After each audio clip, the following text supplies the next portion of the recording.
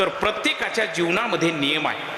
तुमच्या आमच्या जीवनामध्ये नियम आहे. त्याचप्रमाणे सर्वात श्रेष्ठ नियम पाळणारी जी मंडळी आहे त्यांना वारकरी सांप्रदायिक म्हणतात. विठ्ठल विठ्ठल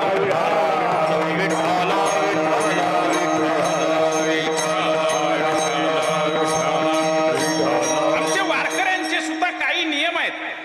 त्यांनी नियम ठरवून टाकलेले आहेत.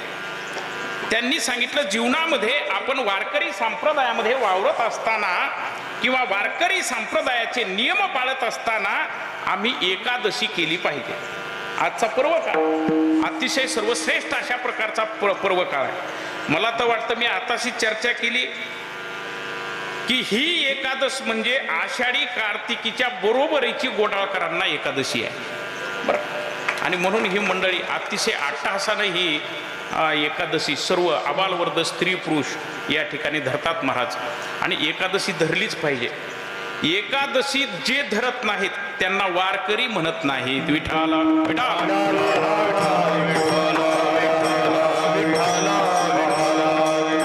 बरं, नुसती एकादश धरून चालत नाही, भावाने एकादश धरली पाहिजे.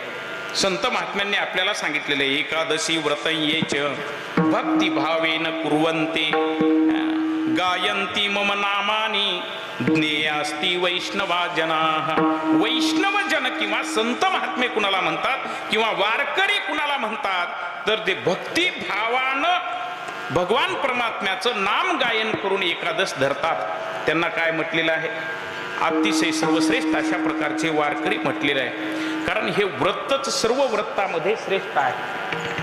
ऐका व्रताचे महिमा